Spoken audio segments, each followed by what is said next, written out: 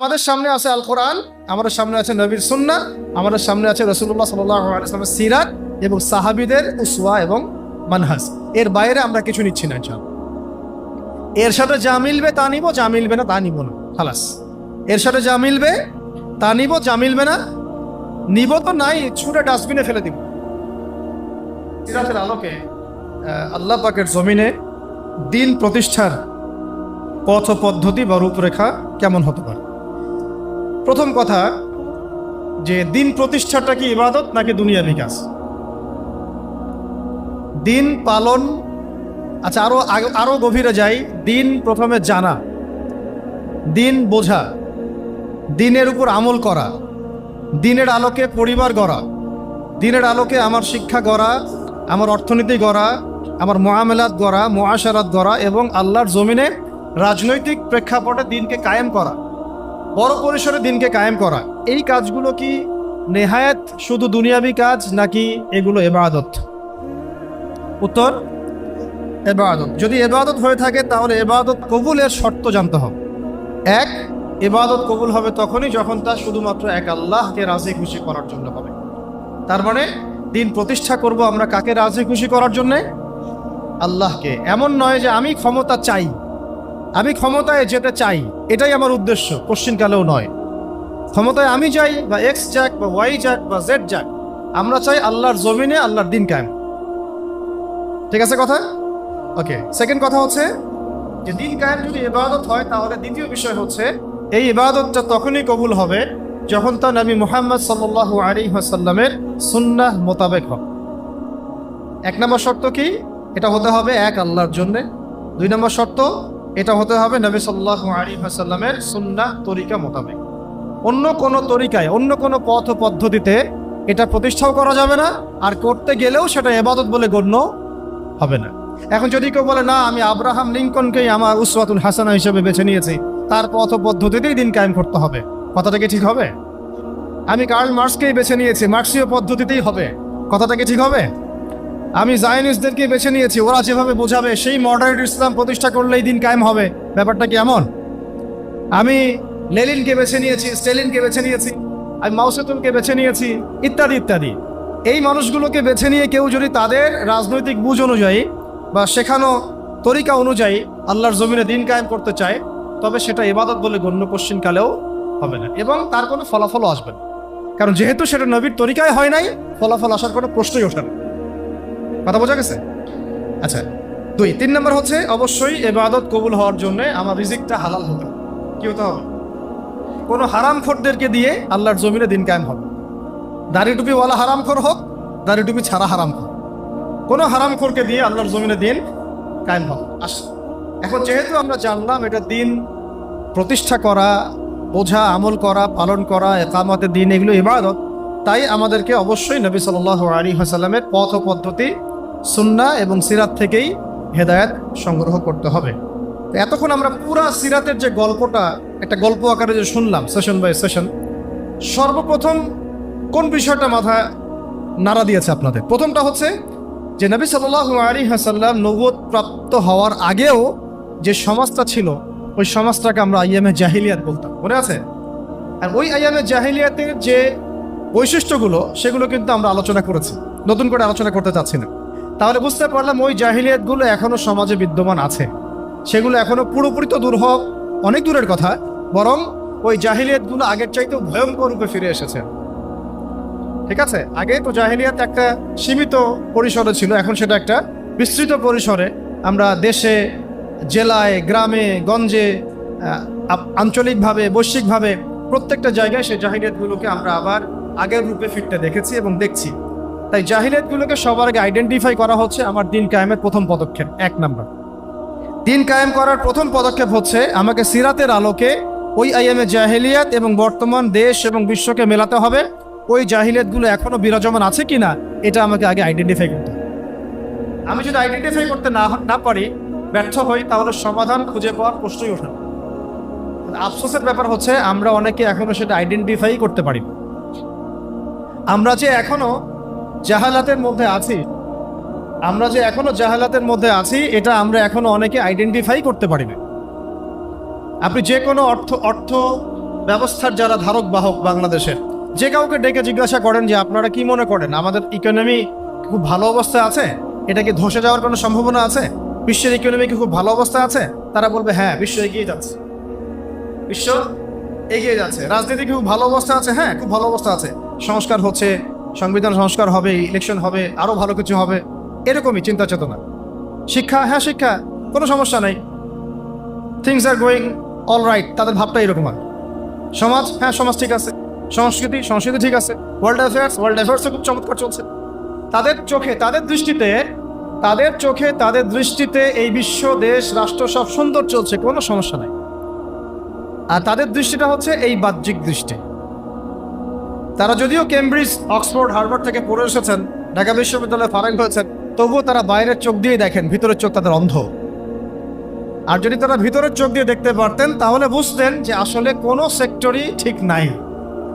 না আমার ব্যক্তি জীবন ঠিক আছে, আর না শিক্ষা, আর না সংস্কৃতি, আর না অর্থনীতি, আর না ব্যবসা বাণিজ্য, আর না আমার রাষ্ট্র, আর না রাষ্ট্রের সংবিধান আর আইন কানুন, কোনো কিছুই ঠিক নাই। প্রত্যেকটা বিষয় আইয়ামে জাহিলিয়াতের সেই বিষ বাষ্পের মধ্যেই ঘোরাফেরা করছে, ঘুরপাক খাচ্ছে। এবং বিশ্বের অবস্থা এর চেয়ে অনেক বেশি করুণ। আমরা শুধুমাত্র রাষ্ট্র নিয়ে কথা বলছি, কিন্তু বিশ্বের অবস্থা কিন্তু এর চেয়েও আরও অনেক ভয়ঙ্কর। তো প্রথমে আমাদের যে কাজটা করতে হবে, সিরাতের আলোকে দিন প্রতিষ্ঠার পথে এগোতে হলে সবার আগে আমাদেরকে ভাই জাহালাত চিনতে হবে। জাহিলিয়াত কোনটা, জাহিলিয়াত কি, কত প্রকার, আইএমএ জাহিলিয়াতে কোন কোন জাহিলিয়াত ছিল, সেই জাহিলিয়াতগুলো কি এখনকার দেশে এবং বিশ্বে আছে কিনা, এটা যদি আপনি ফাইন্ড আউট করতে পারেন আপনার কাজ অর্ধেক হয়ে গেছে আলহামদুলিল্লাহ। এটা ফাইন্ড আউট করতে না পারলে জনবল, সমাজ, রাষ্ট্র, ক্ষমতা, হ্যাঁ আপনার এই যে শোডাউন, আইওয়াস, অর্থ ব্যবস্থা, টাকা পয়সা, এগুলো দিয়ে কিচ্ছু করতে পারবে। আগে আপনাকে সমস্যা চিহ্নিত করতে হবে, সমস্যাগুলো কোন কোন জায়গায়। আসলেই কি রাসূল সাল্লাল্লাহু আলাইহি ওয়াসাল্লামের সেই মানে আইয়ামে জাহিলিয়াত যেটাকে আমরা বলছি, তিনি আসার আগের কথা বলছি, ওই জাহালাতগুলো কি এখনো বর্তমান বিশ্বে আছে কিনা, এটা আইডেন্টিফাই করাটা হচ্ছে আমাদের প্রথম চ্যালেঞ্জ, প্রথম কাজ। আল্লাহ পাক আমাদেরকে করার তৌফিক দান করেন। দ্বিতীয় বিষয়টা হচ্ছে, খেয়াল করে দেখুন সিরাতের আলোকে, যখন এটা স্পষ্ট হয়ে গেছে যে একটা সমাজ জাহেলি, একটা সমাজ অন্ধকারাচ্ছন্ন, তখন আল্লাহ রাব্বুল আলামিন সেই সমাজটাকে সংস্কার করার জন্যে তার পক্ষ থেকে একজন রাসূল পাঠিয়েছে। অ্যাজ এ টিচার একজন রাসূল পাঠিয়েছে, এবং তার কাছে আল্লাহ রাব্বুল আলামিন আল্লাহর পক্ষ থেকে তার কিতাব কোরআন এবং সুন্নাহ নাজিল করেছে। মানে সমাজ সংস্কার করতে হলে, আল্লাহর জমিন থেকে জাহালাত দূর করতে হলে, দিন প্রতিষ্ঠা করতে হলে, ব্যক্তি থেকে নিয়ে রাষ্ট্র পর্যন্ত, আগে আমার একটা জ্ঞানের উৎস লাগবে। একটা কি লাগবে? জ্ঞানের উৎস লাগবে। জাহালাত মানে অন্ধকার দূর করতে হলে আমাকে আলো লাগবে। আর এই আলো আমার নিজের বুদ্ধি থেকে, আমার হৃদয় থেকে, আমার বিজ্ঞান থেকে, আমার দর্শন থেকে এটা আবিষ্কৃত হবে না। এই আলো আসবে আল্লাহর পক্ষ থেকে। এই আলো কার পক্ষ থেকে আসবে?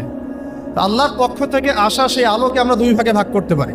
একে তো আমাদের নবী সাল্লাল্লাহু আলাইহি ওয়াসাল্লাম নিজেই সেই আলো, সুবহানাল্লাহ, এবং তার উপরে এসেছে আল্লাহ পাকের পক্ষ থেকে আল কোরআনুল কারীম এবং নবীর সুন্নাহ। এই দুই আলোক পত্রিকা হাতে নিয়ে তিনি এই অন্ধকারাচ্ছন্ন সমাজটাকে সংস্কার করার মিশনে হেঁটেছেন। প্রথম শুরু হয়েছে ইকরা বিসমি রাব্বিকাল্লাযী খালাক, পড়ুন আপনার রবের নামে যিনি আপনাকে সৃষ্টি করেছেন। তারপরে এসেছে ইয়া আইয়ুহাল মুদ্দাসসির, হে কম্বল আবৃত রাসূল, কুম ফাআনযির, আপনি উঠুন সতর্ক করুন। মানে আগে এসেছে পড়াশোনা করার কথা। যখন আমরা সমাজ সংস্কার করতে চাইব, আল্লাহর জমিনে দিন কায়েম করার প্রশ্ন উঠবে, তখন সবার আগে নিজের জীবন থেকে শুরু করতে হবে এবং পড়াশোনা দিয়েই শুরু করতে হবে, জ্ঞান অর্জন দিয়েই শুরু করতে হবে। এটা ছাড়া অন্য কোনো অপশন আমাদের সামনে নেই। যদি আমরা সেই ওহির জ্ঞানে আলোকিত না হতে পারি, তাহলে আমরা এই অন্ধকারাচ্ছন্ন সমাজকেও আলোকিত করতে পারবো। সহজ কথা। নিজে যে ব্যক্তি আলোকিত না, সে অন্যকে আলো দিবে কিভাবে? নিজে যেটা আলোকিত না, যে ব্যক্তি বা যে সত্তা আলোকিত না, সে কিভাবে অন্য একটা সত্তাকে আলোকিত করতে পারে? তাই সবার আগে আমাদের প্রয়োজন আল্লাহ পাকের ওহির জ্ঞানের চর্চা বাড়িয়ে দেওয়া। আল্লাহ পাক তৌফিক দান করেন। এবং সেই ওহির জ্ঞানে আলোকিত হয়ে নিজেও এর উপরে আমল করা, আমার পরিবারটাকে সেভাবে গড়া, এবং আমার যতটুকু পর্যন্ত আল্লাহ পাক আমাকে ক্ষেত্র দিয়েছেন সেখানে আলোকে ছড়ায় দেওয়া। ইনশাআল্লাহ এভাবে আস্তে আস্তে সমাজ আলোকিত হবে। তাহলে আমরা সিরাতের আলোকে দিন কায়েমের পথে অন্যতম একটা নিয়ামক হিসাবে পাচ্ছি ওহির জ্ঞান, ওহির জ্ঞানের চর্চা, সেই জ্ঞান শেখা, সেই জ্ঞানের প্রচার করা, প্রসার ঘটানো এবং তার উপরে আমল করা।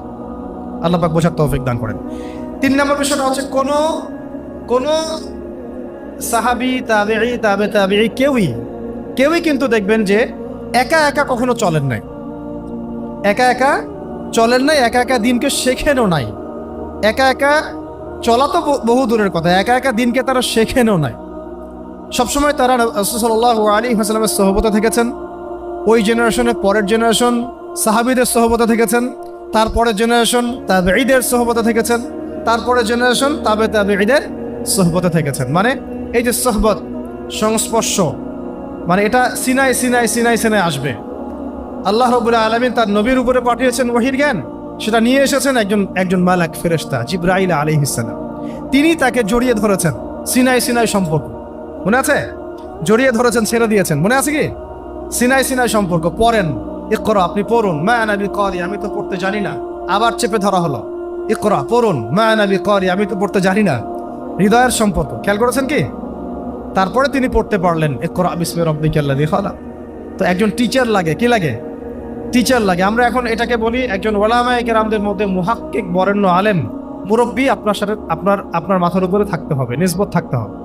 এভাবেই সিনাই সিনাই সিনাই এই জ্ঞানটাকে শিখতে হয়, আমল করতে হয়, এবং এর উপরে প্রচার প্রসার, দাওয়াত, তাজকিয়া সবকিছু এর সাথে রিলেটেড। আল্লাহ পাক আমাদের সবাইকে যেন এরকম বরেণ্য উস্তাদ দান করে না। তিন নম্বর এটা বিষয় যে একা একা আমার চলা যাবে না, আমাকে ঐক্যবদ্ধ থাকতে হবে, এবং আমার মাথার উপরে অবশ্যই বরেণ্য আলেমদের একটা ছায়া থাকতে হবে। অন্তত একজন মুরব্বী আলেম মাথার উপরে রাখা অবশ্যই জরুরি। আল্লাহ পাক তৌফিক দান করে নেন। 4 নম্বর বিষয়টা খেয়াল করে দেখুন, আমি জাস্ট পয়েন্ট আগে শেষ করতেছি। 4 নম্বর বিষয়টা হচ্ছে ওহীর জ্ঞানের শিক্ষা পেয়ে সাহাবায়ে কেরাম কি আগেই দাওয়াতের কাজ শুরু করেছেন, না নিজেরা আগে শিখেছেন, আমল করেছেন? কেউ কি আমল করার আগেই দাওয়াতের কাজ শুরু করেছিলেন কিনা? তাহলে আমরা বুঝতে পারলাম যে দাওয়াতের কাজ করার আগে আমার নিজের উপরে দিনটাকে কায়েম করতে হবে।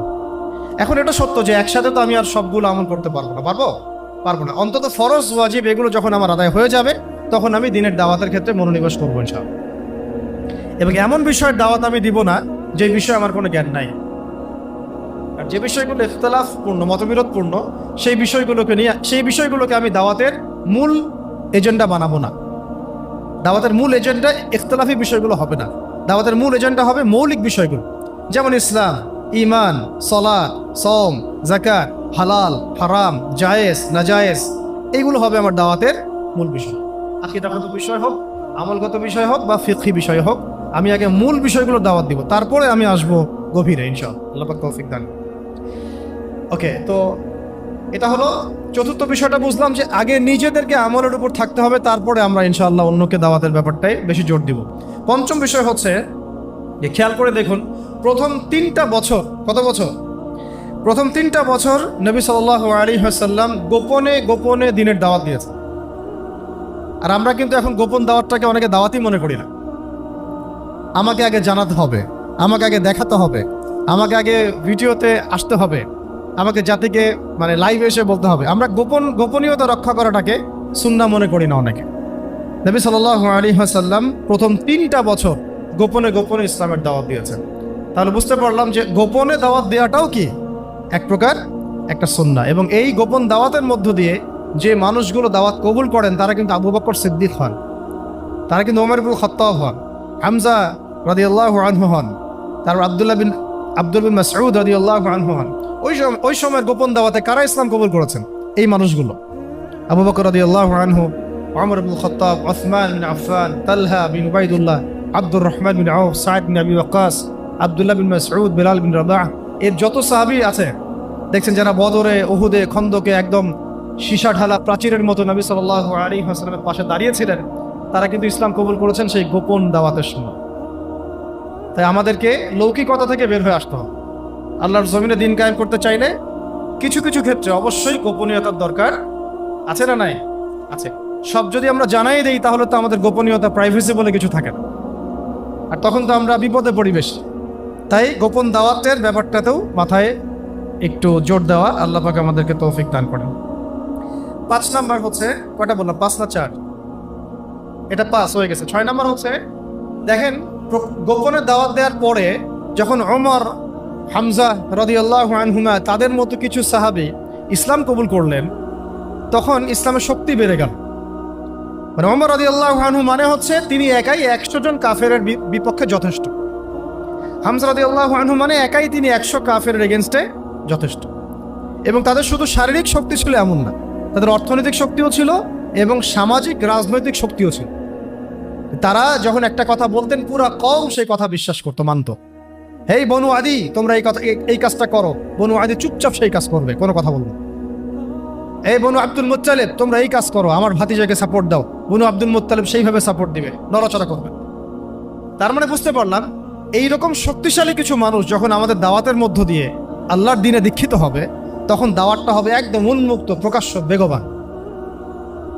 এইরকম মানুষগুলো যখন সিরাতের আদলে নবী সাল্লাল্লাহু আলাইহি ওয়াসাল্লামের দাওয়াতে ইসলামে এসেছেন, তখন থেকে দাওয়াতটা একদম বেগবান হয়েছে, প্রকাশ্য রূপ লাভ করেছে। এখন আমাদের জন্য সুবিধা, এটা আল্লাহ পাকের রহমত যে বাংলার জমিনে প্রকাশ্য দাওয়াত বহু আগে থেকেই শুরু হয়ে গেছে। এটা বহু আগে থেকে, শত শত বছর থেকে আমরা প্রকাশ্য দাওয়াতের অবস্থাতে আছি। আমরা এখানে গোপন দাওয়াতের অবস্থায় নাই। তবে আমরা আমাদের কার্যক্রম কিছু কিছু ক্ষেত্রে কুফার, ফাসিক, জালেম, মোরতাদ, মুনাফিকদের থেকে নিজেদেরকে সেভ করার স্বার্থে, কূটনৈতিক স্বার্থে, দূরদর্শিতার স্বার্থে কিছু বিষয়কে গোপন রাখা উচিত, এটা বুঝিয়েছি আমি। কিন্তু আমাদের দাওয়াত কিন্তু গোপন রাখার সুযোগ নাই, আমরা এখন প্রকাশ্য দাওয়াত দিব ইনশাআল্লাহ। কারণ আলহামদুলিল্লাহ আল্লাহ পাকের রহমতে বহু ওমর, বহু হামজা আমাদের ইসলামে বাংলার জমিনে দীক্ষিত হয়েছে আলহামদুলিল্লাহ। আরও হবে ইনশাআল্লাহ, আরও হবে ইনশাআল্লাহ। কিন্তু সমস্যা অন্য জায়গায়। সমস্যাটা হচ্ছে বাংলাদেশের বেশিরভাগ মানুষ দিনকে আংশিকভাবে গ্রহণ করে। বাংলাদেশের বেশিরভাগ মানুষ দিনটাকে আংশিকভাবে গ্রহণ করে। কেউ ব্যক্তি জীবনে গ্রহণ করে কিন্তু অর্থনীতির মধ্যে গ্রহণ করতে চায় না। কেউ অর্থনীতির মধ্যে গ্রহণ করে, রাজনীতির মধ্যে গ্রহণ করতে চায় না। কেউ দেখা যায় নামাজ, রোজা, হজ, জাকাত সবই করে, আবার সুদও খায়, মদও খায়, ঘুষও খায়, দুর্নীতিও করে, আবার মানুষকে ক্রস ফায়ারও দেয়, গুমও করে, তাই না? বাংলাদেশের মানুষের সমস্যাটা অন্য। এখানে কিন্তু ন্যারেটিভটা অন্য একটা বিষয়। এখানে কিন্তু বিষয়টা এমন না যে একবার লা ইলাহা ইল্লাল্লাহ মুহাম্মাদুর রাসূলুল্লাহ পড়েছে মানুষ একদম আবু বকর হয়ে গেছে, ব্যাপারটা কিন্তু এমন না। এখানে বহু মানুষ লা ইলাহা ইল্লাল্লাহ মুহাম্মাদুর রাসূলুল্লাহ পড়ার পরেও আব্দুল্লাহ বিন উবাইয়ের অনুসারী হয়ে বসে আছে। চোখ বন্ধ করে বলতে পারেন সে প্রকৃত মানে বিশুদ্ধ আকীদার অনুসারী, বিশুদ্ধ মানহাজের অনুসারী। চোখ বন্ধ করে আপনি বলতে পারবেন না, যদিও সে ব্যক্তি লা ইলাহা ইল্লাল্লাহ পড়েছে। বাংলাদেশের সমস্যাটা ডিফারেন্ট, কারণ এখানে দর্শনগত, আদর্শগত কিছু প্রবলেম আছে। তার মধ্যে একটা প্রবলেম হচ্ছে সেকুলারিজম। বহু মুসলমান কালিমা পড়েও সেকুলার হয়ে বসে আছে। অনেকে মুসলিম নাম হয়ে সাতেম হয়ে বসে আছে। অনেকে মুসলিম নামধারী, তারা দেখা যায় সুদখোর হয়ে বসে আছে। অনেকে মুসলিম নামধারী তাগুত হয়ে বসে আছে। কে বসে আছে? তাগুত হয়ে বসে আছে। বহু মুসলিম নামধারী কখন যে মুরতাদ হয়ে গেছে নিজেই জানে না। কখন যে মুরতাদ হয়ে গেছে সে নিজেই জানে না।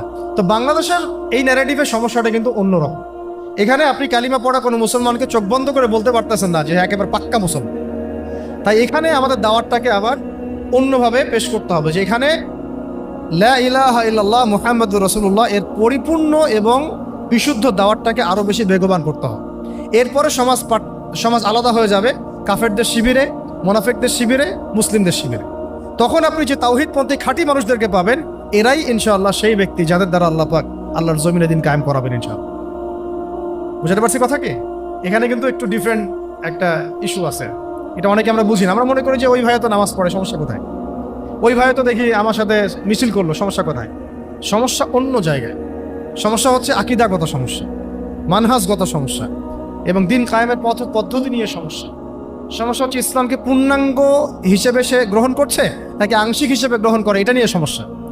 সমস্যা হচ্ছে সে কি মুসলিম হয়েও সেকুলার, মুসলিম হয়েও ডেমোক্রেটিক, মুসলিম হয়ে কি কমিউনিস্ট, মুসলিম হয়ে কি ন্যাশনালিস্ট, এইগুলো নিয়ে সমস্যা। তা আমাদেরকে একদম পাক্কা মুসলমান হইতে হবে। মানে আমাদের সামনে আছে আল কোরআন, আমাদের সামনে আছে নবীর সুন্নাহ, আমাদের সামনে আছে রাসূলুল্লাহ সাল্লাল্লাহু আলাইহি ওয়াসাল্লামের সিরাত এবং সাহাবীদের উসওয়া এবং মানহাজ। এর বাইরে আমরা কিছু নিচ্ছি না ইনশাআল্লাহ। এর সাথে যা মিলবে তা নিব, যা মিলবে না তা নিব না, খালাস। এর সাথে যা মিলবে তা নিব, যা মিলবে না নিব তো নাই, ছুঁড়ে ডাস্টবিনে ফেলে দিব। এই হলো একটা সমস্যা। তো আমাদেরকে এভাবে দাওয়াতটাকে বেগবান করতে হবে। প্রকৃত ইসলামের পূর্ণাঙ্গ দাওয়াত, দুটো শব্দ শুনে যান, প্রকৃত ইসলামের পূর্ণাঙ্গ দাওয়াত, এইটাকে বেগবান করতে হবে। আল্লাহ পাক তৌফিক দান করেন। এবং ইনশাআল্লাহ এই দাওয়াত যখন বেগবান হবে, তখন বহু হামজা এবং ওমর ইসলামে দীক্ষিত তো হবেই, পাশাপাশি সাহাবীদের মতো আমাদের উপর নির্যাতন, নিপীড়নও আসবে। কথা বুঝতে পারছেন? এটাও সিরাত থেকে শিখলাম যে সাহাবায়ে কেরাম যখন প্রকাশ্যে দাওয়াত দেওয়া শুরু করেছেন, তখন তো ইসলাম নিয়ে এত মতভেদ নাই, আছে? তখন তো ইসলাম নিয়ে, ইসলাম বলতে কেউ মুরজি আকিদা বুঝতেছে না, খারিজি আকিদা বুঝতেছে না, শিয়াইজম বুঝতেছে না, ওখানে তো মোতাজিলা ফেরকা নাই, ওখানে তো কাদিয়ানির ফিতনা নাই, ওখানে তো ইসলামী মুসলিমের ফিতনা নাই, ওখানে তো গণতন্ত্র নাই, ওখানে তো ডেমোক্রেসি, আপনার সেকুলারিজম নাই, কমিউনিজম নাই, জাতীয়তাবাদ নাই, আছে এগুলা? মক্কায় কি এগুলো ছিল? মক্কায় আবু জেহেলদের আইয়ামে জাহিলিয়াত ছিল, আবু জেহেলদের জাহালাত ছিল, কিন্তু এই যুগের আবু জেহেলদের জাহালাত মক্কায় ছিল না। বুঝতে পারিনি কথা? মক্কায় অরিজিনাল আবু জেহেলদের জাহালাত ছিল, কিন্তু বর্তমান সময়কার আধুনিক আবু জেহেলদের জাহালাত মক্কায় ছিল না। এই জন্য এগুলো আমাদেরকে ফেস করতে হচ্ছে। এগুলো কাদেরকে ফেস করতে হচ্ছে? আমাদেরকে ফেস করতে হচ্ছে। এটাই হচ্ছে আমাদের পরীক্ষা। সবাইকে আল্লাহ পাক পরীক্ষা নেবেন, যার যার সময় সেভাবে পরীক্ষা নেবেন। আল্লাহ পাক আমাদেরকে যেন পরীক্ষায় পাশ করার তৌফিক দান করেন। এই দাওয়াতটা যখন বেগবান হয়েছে, তখন কিন্তু ওই যে উতবা, সাইবা, আবু জেহেল, আবু লাহাব একদম সাহাবীদের উপর নির্মম নির্যাতন শুরু করছে। প্রথমেই কি সাহাবীরা অস্ত্র হাতে নিয়েছিলেন? উত্তর হচ্ছে না। প্রথমে সাহাবায়ে কেরাম মুখ দিয়ে প্রতিবাদ করেছেন, কখনো কখনো কথা দিয়ে প্রতিবাদ করেছেন, কখনো কখনো মানে গোত্রীয় সাপোর্ট দিয়ে প্রতিবাদ করেছেন, কখনো কখনো আপনার ধৈর্য ধরেছেন, মার খেয়েছেন, গালি খেয়েছেন, কখনো বা প্রয়োজনে হিজরতও করেছেন। কি করেছেন? প্রয়োজনে হিজরতও করেছেন। আবিসিনিয়াতে হিজরত হয়েছে, কখনো মদিনায় হিজরত হয়েছে, এমনকি আমাদের নবীজি নিজেও তায়েফে গিয়েছেন হিজরতের উদ্দেশ্যে। আবার তায়েফবাসী যখন সাহায্য করে নাই, নবী সাল্লাল্লাহু আলাইহি ওয়াসাল্লাম পরের বছর এসে কোথায় গিয়েছেন? মদিনায় হিজরত করেছেন। কেন মদিনায় হিজরত করেছেন? কারণ মদিনায় আল্লাহ রাব্বুল আলামিন তরুণ কিছু সাহাবীকে তৈরি করে দিয়েছিলেন, আলহামদুলিল্লাহ, আনসার এবং মুহাজিরদের মধ্য থেকে। তখন যখন মদিনায় হিজরতের পরিবেশ সৃষ্টি হয়েছে, তখনই সাহাবীদেরকে নিয়ে নবী সাল্লাল্লাহু আলাইহি ওয়াসাল্লাম মদিনায় হিজরত করেছেন। তো দিনের ইকামতের ক্ষেত্রে যদি হিজরতের প্রশ্ন আসে, সেইটাও আমাদের মাথায় রাখতে হবে, সেটা মাথায় রাখতে হবে। যদি দেখা যায় বাংলার জমিনে কাজ করতে করতে করতে করতে কিচ্ছুই করতে পারতেছেন না, ঘুরে ফিরে সেই রাম আর সেই বাম, সেই প্রগতিশীল, সেই সুশীল, সেই এক বোতলের মদ আরেক বোতলে, আরেক বোতলের মদ আরেক বোতলে, সেই ঘুরে ফিরে তাগুত, সেই কাফের, সেই মোরতাদ, তখন কি করবেন? তখন আপনি কি করবেন? তো তখন দেখলেন যে আচ্ছা, এর চাইতে না হয় ওই জায়গাটা অনেক বেশি সেফ অ্যান্ড সাউন্ড এবং সিকিউর, যেখানে আমি পূর্ণাঙ্গ স্বাধীনভাবে দিন পালন করতে পারবো, তো ওইটা বেটার চয়েস। ওইটা হবে কি একটা বেটার চয়েস। কিন্তু আমরা যেটা বলি যে আমরা ততক্ষণ পর্যন্ত লড়বো যতক্ষণ পর্যন্ত না এই জমিনে দিন কায়েম করছি। কারণ অন্য জায়গায় যে ভাইরা আছেন, সেই ভাইরা তাদের মতো করে কাজ করে যাচ্ছেন। তাদের কিন্তু আমাদেরকে প্রয়োজন নাই, তাদের কিন্তু আমাদেরকে প্রয়োজন আসলে নাই। তারা কিন্তু তাদের জায়গায় ঠিকই কাজ করছে। আমাদের নিজেদেরই প্রয়োজন নিজেদেরকে। আমরাই এখন ঐক্যবদ্ধ হতে পারি নাই, এক প্ল্যাটফর্মে আসতে পারি নাই, সত্য মিথ্যা স্পষ্টই করতে পারি নাই। আমরা এখন পর্যন্ত হক বাতিলের সাথে এই লড়াইয়ে আমরা এখনো সামনের কাতারে আসতেই পারি নাই। নিজের অবস্থান স্পষ্ট করতে পারি নাই, নিজের আকীদা স্পষ্ট করতে পারি নাই, আমাদের মানহাজ স্পষ্ট করতে পারি নাই, দিন কায়েমের রূপরেখা স্পষ্ট করতে পারি নাই। আমরা কি চাই সেটাই জনগণকে বোঝাতে পারি নাই কেউ। তো যারা কাজ করা তারা তো করছে। একজন ভাই যদি শহীদ হন, তিনি তো সবচেয়ে বড় সফল, তিনি চলে গেছেন জান্নাতে ইনশাআল্লাহ। আফগানে যদি কোনো ভাই আমেরিকান বুলেটে শহীদ হন, তিনি তো জান্নাতে চলে গেছেন ইনশাআল্লাহ। সিরিয়াতে কোনো বোন যদি নির্যাতিতাও হয়, তারপরে ইনশাআল্লাহ তার জন্য আল্লাহ পাক জান্নাতে মাকাম রাখবেন ইনশাআল্লাহ। কথা হচ্ছে আমি আমার অঞ্চলে কি করছি, কথা হচ্ছে কি আমি বা আমরা আমাদের অঞ্চলে দিন কায়েমের জন্য কি করছি, আমাদের কর্মসূচি কি, আমাদের পদক্ষেপ কি, আসলে কি করছি আমরা, নাকি সব ভার্চুয়ালি করছি, হাওয়ায় হাওয়ায় করছি, আসলে বাস্তবে তেমন কোনো ইম্প্যাক্ট নাই। আসলে বিষয়টা কোনটা, এইগুলো নিয়ে আমাদেরকে ভাবতে হবে। আল্লাহ পাক আমাদের সবাইকে সিরাতের আলোকে আমাদের জমিনে কাজ করার তৌফিক দান করেন। এরপরও তো বললাম সাহাবীরা হিজরত করেছেন। যদি দেখেন যে কোনোভাবেই কোনো কিছু হচ্ছে না, তো আপনার কাছে অনেক অপশন আছে, যদি সেই সুযোগ থাকে। এখন তো জাতীয়তাবাদের বেড়া জালে এমনভাবে বিশ্বকে মানে অক্টোপাসের মতো চেপে ধরা হয়েছে যে আপনি চাইলে একটা মুসলিম কান্ট্রিতে যেতেও পারবেন না। পারবেন? কত প্রসেসিং, তখন তো উল্টা নিজের কাঁধে বিপদ ডেকে নিয়ে আসবেন আপনি। নিজের উপকার করতে গিয়ে মানুষেরই ক্ষতি করে ফেলবেন আপনি, এমনও হতে পারে। আল্লাহ না করুন। কথা হচ্ছে আমরা সিচুয়েশন বুঝে, অবস্থা বুঝে পদক্ষেপ নিব ইনশাআল্লাহ। তবে এই দাওয়ার ব্যাপারটা কখনোই থেমে থাকবে না, দাওয়ার ব্যাপারটা কখনো থেমে থাকবে না। যা হোক হয়ে যাক, দাওয়াত চলতে থাকবে ইনশাআল্লাহ। এবং দাওয়াত যদি পূর্ণাঙ্গ হয় এবং পরিপূর্ণ হয়, তাহলে কি আসবে? সাহাবায়ে কেরামদের মতো বাধা বিপত্তি আমাদের উপরে আসতে পারে। যদি এসে যায়, সেক্ষেত্রে আমাদেরকে সবর করতে হবে, কখনো কখনো হিকমা অবলম্বন করতে হবে, কিন্তু মাঠে টিকে থাকতে হবে, মাঠে টিকে থাকতে হবে। আল্লাহ পাক আমাদেরকে টিকে থাকার তৌফিক দান। এরপরে খেয়াল করে দেখেন সিরাতের আলোকে সাহাবায়ে কেরাম এক পর্যায়ে চলে গেলেন কোথায়? মদিনায়। কোথায়? তার মানে কোনো অবস্থাতেই যখন মক্কায় টিকতে পারলেন না তারা, বাধ্য হয়ে তারা কোথায় চলে গেলেন? কার নির্দেশে? আল্লাহর নির্দেশে। কেন গেলেন? কারণ মদিনায় কিছু তরুণ সাহাবী আওস ও খাজরাজ গোত্রে তারা ইসলাম কবুল করেছেন। সুবহান। প্রথম দফায় 6 জন, তারপর 12 জন, তারপর 75 জন। কতজন? এবং এই 75 জন কিন্তু ভাই যেমন তেমন মানুষ ছিলেন। এই 75 জন ছিলেন তৎকালীন সময় ওই অঞ্চলের, অর্থাৎ ওই মদিনার ইয়াসরিবের, মদিনার নাম কি ছিল? ইয়াসরিবের সবচেয়ে প্রভাবশালী পরিবারগুলোর মধ্যে অন্যতম। সাদ বিন মুয়াজ রাদিয়াল্লাহু আনহুর এক কথায় অনেক কিছু হতো। তারা কিন্তু যেমন তেমন ব্যক্তি ছিলেন না, XYZ ছিলেন না, তারা ছিলেন প্রভাবশালী ব্যক্তিত্ব। প্রভাবশালী ব্যক্তিত্ব। ধরেন মালয়েশিয়া একটা গভর্নমেন্ট আছে, ধরেন মালয়েশিয়ার গভর্নমেন্টের কি প্রভাব নাই? তিনি যদি বলেন যে আমরা বাংলাদেশ থেকে 100 জন দায়ীকে এখানে সিকিউরিটি একটা জায়গা দিব, পারেন কি না? ডানে বামে। আপনার নিজের ঘরের মধ্যেই তো নাই, নিজের ঘরেই তো নাই। কয়জন আপনাকে এভাবে মানে অভয় দিবে যে হ্যাঁ ইসলামের প্রকৃত বাণী প্রচার করো, আমি তোমার সাথে আছি? কার কলিজা আছে? কতজনের কলিজা আছে? কথা হচ্ছে এই। সাদ বিন মুয়াজ রাদিয়াল্লাহু আনহুর সাথে আরেকজন সাহাবী আছেন, উনিও সাদ রাদিয়াল্লাহু আনহু। তো ওই সাদ রাদিয়াল্লাহু আনহু ছিলেন আরেকটা গোত্রের সর্দার। তো এরকম বহু বরেণ্য সাহাবী, মুসাআব বিন উমাইর রাদিয়াল্লাহু আনহু যখন হিজরত করে গিয়েছেন, তখন এই সাহাবীরা তাকে প্রোটেকশন দিয়েছেন, নিরাপত্তা দিয়েছেন, এবং তিনি নির্দ্বিধায় মদিনায় দাওয়াতের কাজ করতে পেরেছেন। তখনই কিন্তু 75টা ফ্যামিলি ইসলাম কবুল করেছে। সুবহানাল্লাহ। এইরকম অনেক সাহাবী আনসারদের মধ্যে, মুহাজিরদের মধ্যে। কথা হচ্ছে যে হিজরত করতে পারলাম কখন? যখন আমরা দেখলাম একটা অঞ্চলের মাশাআল্লাহ বরেণ্য মানুষগণ, যাদেরকে ওই সমাজে মান্য করা হয়, তারা ইসলাম কবুল করেছেন। এ মুনাফিক মার্কা ইসলাম না, প্রকৃত ইসলাম। এবং তারা এমনভাবে দিন কবুল করেছেন, তারা আল্লাহ রসুলের হাতে বায়াত করেছেন যে আপনি আপনার সাহাবীদেরকে এখানে চলে আসেন, আমরা আপনাকে এবং আপনার সাহাবীদেরকে সেইভাবে নিরাপত্তা দিব যেইভাবে আমরা আমাদের সন্তান, আমাদের স্ত্রীদেরকে নিরাপত্তা দিই। বিনিময়ে আমরা কি পাবো ইয়া রাসূলুল্লাহ? নবীজি বললেন যে আল জান্নাহ, তোমরা জান্নাত পাবে। কিভাবে? জান্নাত পাবে। সেখানে হিজরত হলো। হিজরত হওয়া মানে হচ্ছে মদিনায়, দেখেন অনেক কথা বলে, মদিনায় কিন্তু মুসলিমরা সত্যিকার অর্থে সংখ্যাগরিষ্ঠ ছিল না কখন। অনেকে মনে করেন যে মদিনায় মনে হয় আমরা সংখ্যাগরিষ্ঠ ছিলাম, কথাটা কিন্তু পরিপূর্ণ সঠিক নয়। ওখানে মদিনায় নবী সাল্লাল্লাহু আলাইহি ওয়াসাল্লাম হিজরত করে গিয়েছেন সাহাবীদেরকে নিয়ে। ওখানে দেখছেন বনু কুরাইজা, বনু কাইনুকা, বনু নাজির, 3টা বড় বড় গোত্র। পাশে আছে খায়বারে আবার একটা বড় ইহুদি গোত্র, 4টা গোত্র বড় বড়। আবার মদিনায় আছে আব্দুল্লাহ বিন উবাইয়ের অনুসারীরা, মুনাফিক, মুখে ইসলাম কবুল করেছে, মন থেকে করে নাই। ওদের শত্রুতা নবী সাল্লাল্লাহু আলাইহি ওয়াসাল্লামের সাথে, কারণ আব্দুল্লাহ বিন উবাইকে ওই আওস ও খাজরাজ তারা মিলে মদিনার প্রধান বানাতে চেয়েছিল। নবী সাল্লাল্লাহু আলাইহি ওয়াসাল্লাম যখন সেখানে হিজরত করে গিয়েছেন, তখন তিনি হয়ে গেছেন অল ইন অল, একচ্ছত্ব অধিকারী। এই কারণে তার হিংসা, এই জ্বালান থেকে সে মুখে ইসলাম কবুল করলেও মন থেকে কখনো ইসলাম কবুল করে নাই। সে একা ছিল না, তার অনুসারী ছিল। ঠিক আমাদের সমাজের মুনাফিকরা কি একার অনুসারী আছে?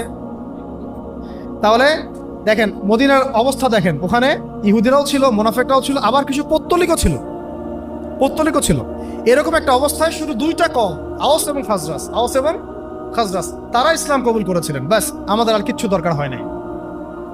এই বায়াতে নবী সাল্লাল্লাহু আলাইহি ওয়াসাল্লাম হয়ে গেলেন মদিনার অঘোষিত এবং অঘোষিতই, ঘোষণা ছাড়াই তিনি রাষ্ট্রপ্রধান। সুবহানাল্লাহ। কারণ তিনি তো নবী তিনি যখন আমার নবী, তিনি আমার নেতা, তিনি আমার রোল মডেল, তিনি আমার আদর্শ, তিনি আমার উসওয়া, তাহলে যদি রাষ্ট্র কায়েম করি তাহলে নেতা কে হবে? আমার নবী হবে। আর কে হবে? সাল্লাল্লাহু আলাইহি ওয়াসাল্লাম। আর কেউ হবে? সাল্লাল্লাহু আলাইহি ওয়াসাল্লাম। তো এখন নবী সাল্লাল্লাহু আলাইহি ওয়াসাল্লাম হলেন রাষ্ট্রপ্রধান। তার মানে আমাদের নবীজি নিজেও রাষ্ট্র কায়েম করেছেন, প্রমাণ হলো। তার রাষ্ট্রের মধ্যে অমুসলিমরা ছিল কি না? ছিল।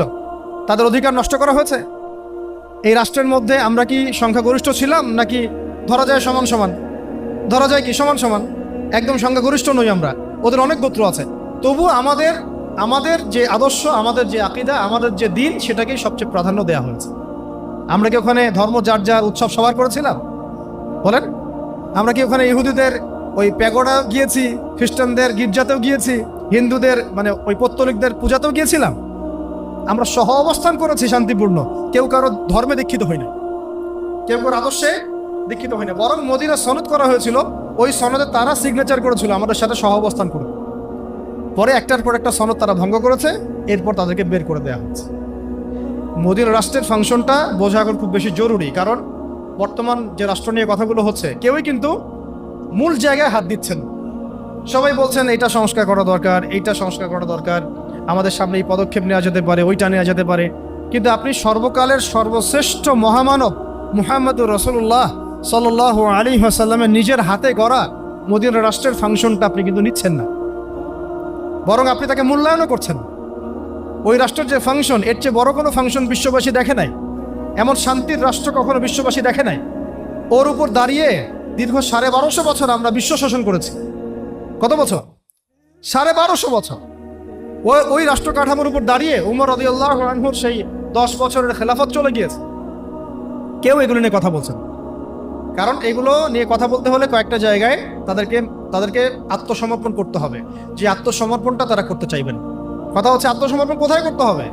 আল্লাহ নবী দেখেন, বুঝেন, আল্লাহ নবী সাল্লাল্লাহু আলাইহি ওয়াসাল্লাম সাথে রাষ্ট্রে ছিলেন, পৌত্তলিকদের সাথে ছিলেন, এখানে মুনাফিকদের সাথে ছিলেন, কিন্তু ওই রাষ্ট্রটা কি মানব রচিত তন্ত্রমন্ত্র আইন দিয়ে চলেছিল নাকি আল্লাহর ওহী দিয়ে চলেছে?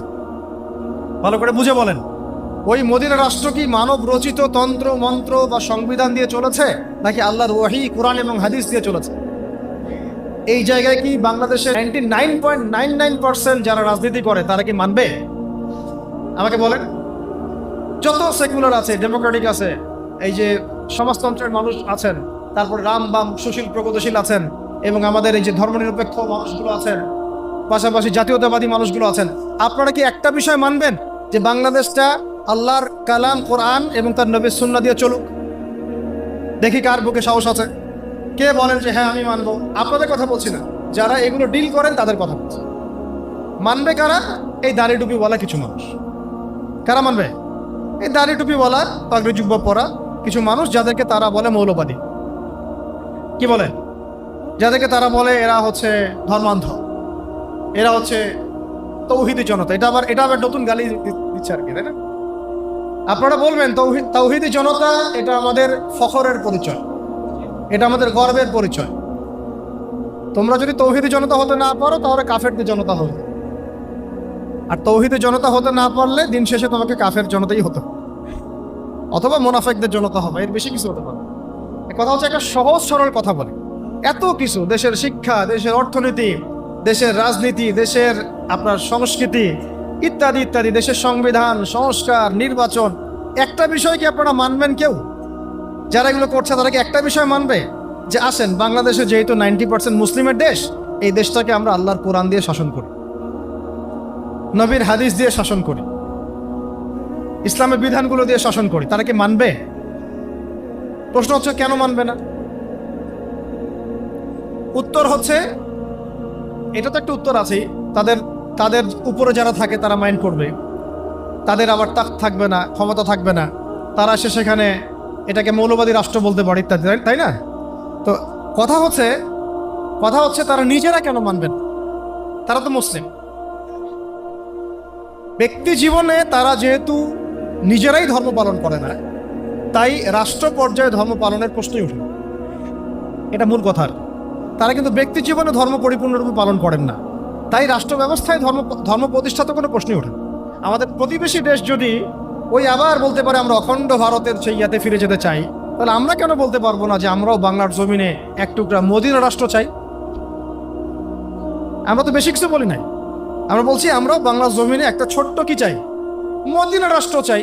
ঠিক মদিনা রাষ্ট্র যেভাবে চলেছে আমাদের রাষ্ট্রটা যেভাবে চলুক, কোনো সমস্যা? আমাদের সমস্যা নেই। সমস্যা কাদের?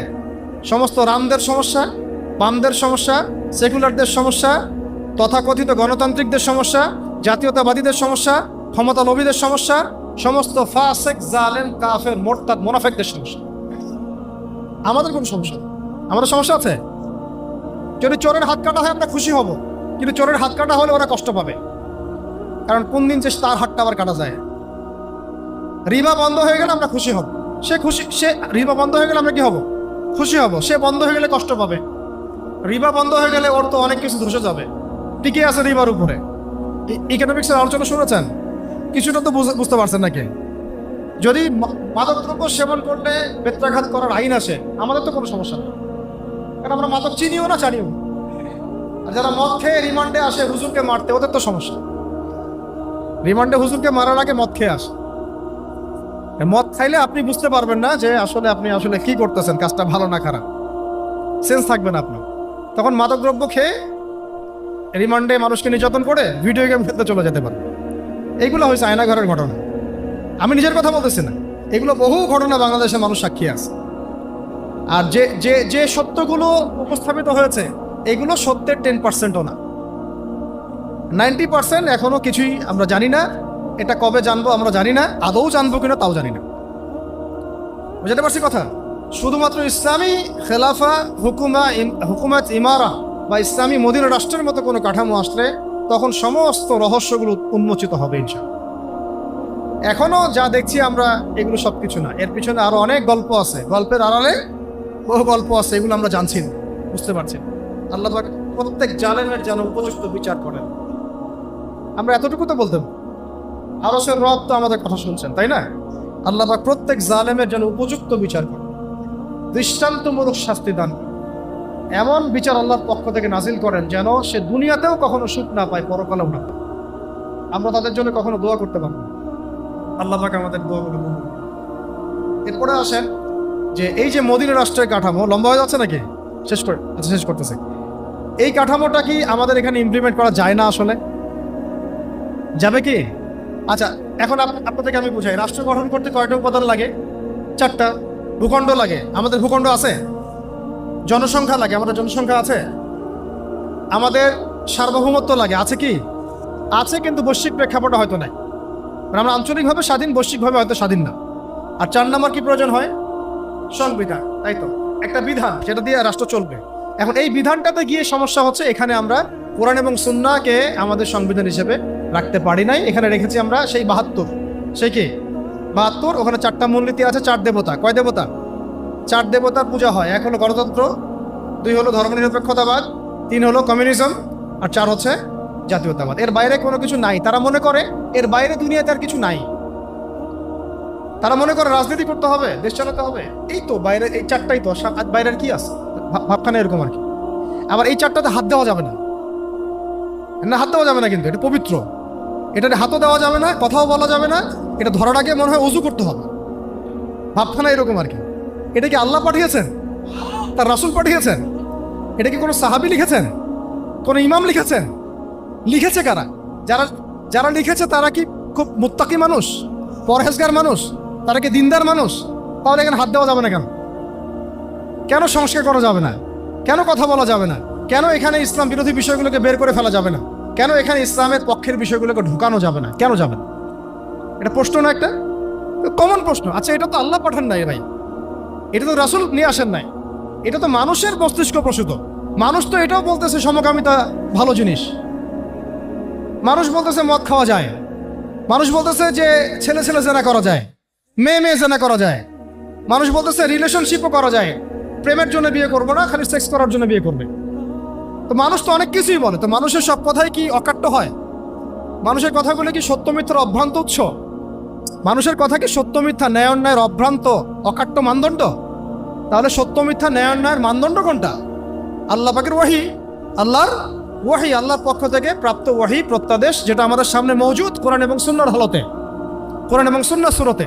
তাহলে আমরা কেন কোরআন এবং সুন্নাহর সাথে সাংঘর্ষিক বিষয়গুলোকে এখান থেকে বের করে ফেলবো না? এটা আমার প্রশ্ন। আর কেন আমরা এটাকে কোরআন এবং সুন্নাহর চেয়েও বেশি পবিত্র মনে করা শুরু করছি? হাত দেওয়া যাবে না, কথা বলা যাবে না, এটা করা যাবে না, সেটা করা যাবে না। আল্লাহ পাক আমাদেরকে বোঝার তৌফিক দান। মূল কথায় আসি, যতদিন পর্যন্ত ব্যক্তি জীবন থেকে শুরু করে রাষ্ট্র জীবন পর্যন্ত কোরআন এবং সুন্নাহ ভিত্তিক আইন বিধান এবং শাসনগুলোকে কার্যকর করা যাচ্ছে না, ততদিন পর্যন্ত মুসলিম জাতির আর্থসামাজিক কোনো উন্নয়ন কখনো সম্ভব না। আল্লাহ পাক আমাদের সবাইকে কথাগুলো বোঝার তৌফিক দান। সিরাতের আলোকে আমরা শিখলাম, রাষ্ট্র যদি গঠন করতেই হয় কেমন করতে হবে? মদিনার মতো। কেমন? তা মদিনা রাষ্ট্রে আমরা কি খুব কোণঠাসা অবস্থায় ছিলাম, নাকি বুক ফোলায় বাঁচছি? মদিনা রাষ্ট্রে কোনো মুসলমান ভয় ছিল? কোনো বোনের ওপর জুলুম হয়েছে? চুরি হয়েছে? হইলেও 1-2টা, হাত কেটে ফেলা হয়েছে। জেনা হয়েছে কি? 1-2টা, শাস্তি দেওয়া হয়েছে। ওই সময় কি মুসলিমরা অমুসলিমদের হাতে মার খাইছে? না, আমরা প্রত্যেকটা যুদ্ধে জয়লাভ করছি। ওই সময় কি আমাদের সম্মান মর্যাদা কমেছিল না বেড়েছিল? ওই সময় কি অর্থ ব্যবস্থা আমাদের ধসে গিয়েছিল না উন্নতি হয়েছিল? কোন সেক্টরটা নিয়ে কথা বলবেন? মদিনা রাষ্ট্রের প্রতিটা সেক্টর মুসলমানদের পক্ষে ছিল। আর আজকে এই সেক্টরগুলো মিলান, কোন সেক্টরে আমরা এগিয়ে আছি? শিক্ষা এগিয়ে আছে কি? সমাজ কল্যাণ এগিয়ে আছে? আমরা কি বিজ্ঞান প্রযুক্তিতে এগিয়ে আছি? আমরা কি অর্থ ব্যবস্থা এগিয়ে আছি? আমরা কি ক্ষমতার দিক থেকে বিশ্বের অন্য রাষ্ট্রকে ডমিনেট করতে পারছি? আমরা আসলে কোন দিক দিয়ে এগিয়ে আছি? কোন দিক দিয়ে এগিয়ে আছি? এক্স্যাক্টলি আমরা শুধু এগিয়ে আছি দুর্নীতির দিক দিয়ে, খেয়ানতের দিক থেকে, জুলুমের দিক থেকে, ব্যভিচারের দিক থেকে, ধর্ষণের দিক থেকে, খুনের দিক থেকে, গুমের দিক থেকে, ক্রসফায়ারের দিক থেকে, এগুলো দিয়ে আমরা এগিয়ে আসি। এগিয়েটা আমরা আসি কোন দিক থেকে? তো আল্লাহ পাক আমাদেরকে কথাগুলো বোঝার তৌফিক দান করে। এরপরে আমরা আর কোনো প্রকার এই নতুন বোতলে পুরাতন মদ খাইতে চাই না। আমরা চাই আল্লাহ পাকের জমিনে আল্লাহর দিন যেন পরিপূর্ণ বাস্তবায়িত হয়। এটার জন্য আপনাদের অনেক ভূমিকা আছে। ভূমিকাগুলো হচ্ছে, দেখেন, এই রাষ্ট্রটা আসমান থেকে নাজিল হয় নাই, ওই সাহাবীরা ঘুরেছেন, নবী সাল্লাল্লাহু আলাইহি ওয়াসাল্লামের সাথে থেকে সাহাবায়ে কেরাম কি করেছেন? গড়েছেন। তো এটা মানুষকেই করতে হবে, আমাদেরকেই করতে হবে, গড়তে হবে। গড়ার জন্য আগের ধাপগুলো তো বললাম যে আল্লাহ পাকের জমিনে দিন কায়েম করতে হলে আমাদেরকেও সাহাবীওয়ালা জিন্দেগি যাপন করতে হবে। আমাদেরকে এই যুগের আবু বকর, ওমর, ওসমান, আলী হতে হবে, আদারওয়াইজ আমাদের দ্বারা মদিনা রাষ্ট্র কায়েম হবে না। এরপরে দেখেন, মদিনা রাষ্ট্র কায়েম হওয়ার পরে মক্কা বিজয় হয়েছিল না? মদিনা থেকে মক্কা বিজয়, এই যে পুরো রাস্তাটা মদিনা থেকে মক্কা বিজয় মাত্র 8 বছর থেকে 9 বছরের ঘটনা। এই 8-9 বছরের মধ্যে ইসলাম শুধু তাবলিগের মধ্যে সীমাবদ্ধ থাকে নাই। দাওয়াত হয়েছে, তাবলিগ হয়েছে, অর্থ ব্যবস্থাকে স্বাবলম্বী করা হয়েছে, রাষ্ট্রীয় নিরাপত্তা নিশ্চিত করা হয়েছে, আল্লাহ প্রদত্ত সংবিধান রাষ্ট্রে প্রয়োগ করা হয়েছে, তার আনসার মুহাজিরদের মধ্যে ভ্রাতৃত্বের বন্ধন স্থাপন করা হয়েছে, বহির্বিশ্বে দাওয়াতের কাজ করা হয়েছে, এবং বেশি থেকে বেশি গাজওয়া এবং সারিয়া হয়েছে। গাজওয়া এবং সারিয়া মানে দাওয়াতের সাথে তাবলিগের সাথে জিহাদ এবং কিতাল হয়েছে। এগুলো যখন হতে হতে হতে আমাদের জনসংখ্যা বৃদ্ধি পেয়েছে, আমাদের টেরিটরি এক্সপ্যান্ড করেছে, পাশাপাশি আমাদের অর্থ ব্যবস্থাও সমৃদ্ধ হয়েছে, আস্তে আস্তে প্রায় বিনা যুদ্ধে আমরা কিন্তু মক্কা জয় করেছি। তার মানে একবার মদিনা রাষ্ট্র তৈরি করতে পারলে মক্কা বিজয় করাও সম্ভব। আর মক্কা বিজয় করতে হলে আপনাকে মদিনা রাষ্ট্র গঠন করতেই হবে, আদারওয়াইজ আপনি বিশ্ব জয় করতে পারবো না। আমরা বিশ্ব জয় করতে পারবো না। প্রত্যেকটা অঞ্চলে অঞ্চলে এক একটা করে ছোট ছোট মদিনা রাষ্ট্র দরকার। তারপরে দেখবেন বৃহত্তর পরিবেশে ইনশাআল্লাহ তাআলা মক্কা বিজয় হবে। আমরা এটা হাদিস থেকে জানি যে ইমাম মাহদির সময় এবং ঈসা ইবনে মারইয়ামের সময় তারা প্রায় 40 বছর, কত বছর? 40 বছর এই পুরো বিশ্বকে ইসলামী খেলাফতের আন্ডারে নিয়ে আসবেন ইনশাআল্লাহ। কত বছর? 40 বছর। ইমাম মাহদির ইন্তেকাল হবে আগেই, হয়তো 7 বা 9 বছর পরেই আত্মপ্রকাশের, কিন্তু ঈসা আলাইহিস সালাম 40 বছর পর্যন্ত পুরো বিশ্বের মধ্যে ইসলামী খেলাফা কায়েম করবেন ইনশাআল্লাহ। তখন এই জাতীয়তাবাদের জাহালাতগুলোও থাকবেন। পতাকা হবে একটা। পতাকা হবে কয়টা? একটা, ইনশাআল্লাহ তাআলা। এবং দেখবেন, আপনাদের কি মনে হয় তিনি আসার পরে আব্বুদের কাছে যাবেন, গিয়ে বলবেন যে আমাদেরকে লোন দেন, হ্যাঁ, আমাদেরকে জাতিসংঘের সদস্য পদ দেন, অ্যাপ্লাই করবেন? দৃশ্যটা কেমন মনে হয়? ঈসা আলাইহিস সালাম বসে আছেন জাতিসংঘে, ব্যাপারটা কেমন লাগে? আসলে এগুলো কখনো হবে না, ইনশাআল্লাহ হবে না, তো হবেই না। বরং ওই সময় এই ধরনের কোনো তাগুতি সিস্টেমের অস্তিত্বই থাকবে না ইনশাআল্লাহ। আচ্ছা, একটা সময় কি এরা ছিল? আজকে থেকে 150-200 বছর আগে তারা কি ছিল? ওই সময় যেমন তারা ছিল না, ভবিষ্যতেও তারা থাকবে না। মাঝখানের সময়টুকুতে তারা শুধু পুরো বিশ্ববাসীকে শাসনের আন্ডারে নিয়ে আসার জন্য এই তন্ত্রমন্ত্রগুলো লঞ্চ করেছে। আর কিচ্ছু না, আর কিচ্ছু না, শুধুমাত্র এই 200-300-400 বছরের বিষয় নেই। আল্লাহু আ'লাম বিস-সাওয়াব, সঠিক আল্লাহ পাক জানেন, কিন্তু সময়সীমা এতটুকুই ইনশাআল্লাহ। দেখবেন সামনে দেখবেন পুরো দিন বদলাই গেছে ইনশাআল্লাহ। এদের না থাকবে কোনো অস্তিত্ব, না থাকবে কোনো ক্ষমতা, আর না থাকবে কোনো দৌরত্ব, না থাকবে কোনো দাপট ইনশাআল্লাহ। তো আমরা বুঝতে পারলাম যে এইভাবে সিরাতের আলোকে যদি আমরা দিন কায়েম করতে চাই, তাহলে আমাদেরকেও সাহাবীওয়ালা সেই জিন্দেগি করতে হবে। প্রথমে বলেছিলাম ভাই কি, জাহালাত চিনতে হবে, তারপরে দিনের ইলম অর্জন করতে হবে, অবশ্যই আমল বাড়াতে হবে, হালাল খাইতে হবে, মুরব্বী ওলামা ইকরামদের সোহবতে থাকতে হবে, এবং তাসকিয়া অর্জন করতে হবে, আত্মশুদ্ধি অর্জন করতে হবে। এরপর দাওয়াতের কাজ করতে হবে। দাওয়াতের ক্ষেত্রে আমাদেরকে গোপন দাওয়াতও থাকবে, প্রকাশ্য দাওয়াতও থাকবে। এই দাওয়াত দিতে গিয়ে আংশিক দাওয়াত দিব না, পূর্ণাঙ্গ ইসলামের দাওয়াত দিব ইনশাআল্লাহ। আর এই পূর্ণাঙ্গ ইসলামের প্রকৃত দাওয়াত দিতে গেলে সমাজের মধ্যে হক আর বাতিলের কনফ্লিক্ট সৃষ্টি হবে। তখন দেখা যাবে অনেক বাতিলপন্থী আমাদের দলেও যেমন আসবে, তেমনি অনেক বাতিল আমাদের উপর আগ্রাসী ভূমিকাও রাখতে পারে। ওই সময় আমাদেরকে সবর করতে হবে, ধৈর্য ধরতে হবে। প্রয়োজনে হিজরতের রাস্তাও খোলা আছে, কিন্তু আমরা দাওয়াত কখনো বন্ধ রাখবো না। এরপরে আল্লাহ রাব্বুল আলামিন ইনশাআল্লাহ আস্তে আস্তে এইভাবে দাওয়াতের কাজ করতে থাকলে, তাবলীগের কাজ করতে থাকলে, প্রয়োজনে গাজওয়া এবং সারিয়ার মধ্য দিয়ে ইনশাআল্লাহ এক পর্যায়ে আমরা যদি মদিনা রাষ্ট্র কায়েম করতে পারি, একদিন মক্কা বিজয় হবে। আল্লাহ পাক আমাদের সবাইকে সিরাতের আলোকে দিন কায়েম করার তৌফিক দান। আবার বলছি, আল্লাহ পাক আমাদের সবাইকে সিরাতের আলোকে দিন কায়েম করার তৌফিক দান। সিরাতের আলোকে দিন কায়েম করতে হলে সবাইকে সিরাত তো পড়তে হবে নাকি? আজকের কনফারেন্স থেকে আমরা একটা প্রত্যয় ব্যক্ত করি যে আমরা আগামী 1 মাসের মধ্যে, কয় মাস? আগামী 1 মাসের মধ্যে কমপক্ষে 3টা সিরাতের বই পড়ে শেষ করবো ইনশাআল্লাহ। রাজি আছি তো ইনশাআল্লাহ? আর বেশি বেশি পড়াশোনা করতে হবে, আমল বাড়াতে হবে, ওলামা ইকরামের সোহবতে থাকতে হবে, হারাম খাওয়া যাবে না এবং ইসলাম বিরোধী কোনো তৎপরতার সাথে সম্পৃক্ত হওয়া যাবে না। এখন আমাদের সামনে এই বাংলাদেশকে নতুন করে বিনির্মাণ করার সময়, এবং এই সুযোগটা যদি আমরা হাতছাড়া করি আমরা আরো 50 বছর পিছিয়ে যাব। কথা বুঝতে পারছেন? যদি আমরা এখন এই সুযোগটা হাতছাড়া করি বা আমরা যদি পিছুপা হই এবং হক আর বাতিলকে স্পষ্ট না করি, তাহলে আমরা আরো 50 বছর পিছায় যাবো। এটা আমরা হতে দিতে চাই না। তাই আমরা চাই সবাই মিলে এখন থেকে আমরা দাওয়াতের কাজ করছি। আমরা তো শান্তিকামী জনগণ। আমরা কি উগ্র হতে চাই?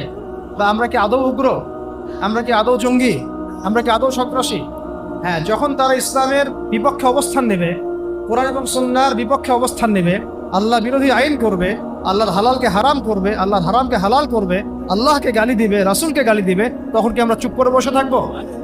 তখন আমাদের এই প্রতিবাদটাকে কি তারা বলবে এটা উগ্রতা? যদি তারা আমাদের সেই প্রতিবাদকে উগ্রতা বলতে চায়, তাহলে আমরা বলবো তাহলে তো আপনারা উগ্রতা প্রদর্শন করে ক্ষমতায় গিয়েছেন। তাহলে কি এটা উগ্রতা ছিল? কখনোই না। আমরা কি তাদেরকে উগ্র বলেছি?